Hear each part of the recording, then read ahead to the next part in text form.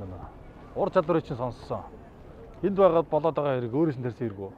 Эцэг өвгөд минь нэр төртэй хүмүүс байсан. Хийх ёстой зүйлээ хийх л болно. Надад нэг даалгавар байна. Үүнийг биелүүлж чадах уу? Хэн ч шүний үгийг сонсоо зогсчих надад шалтгаан алга. Энэ даалгаврыг биелүүлэхэд надад хэн нэгний дагалт гэж биш. Жигэн хөлгийн ахмад хэрэгтэй. Таалагджээ. Гэтэ ялц зөвхөн минийх байх болно. Техникийн мэдлэг хэрвээ. Тэргүй гинэд нөхдөйгээ би өөрөө удирдана.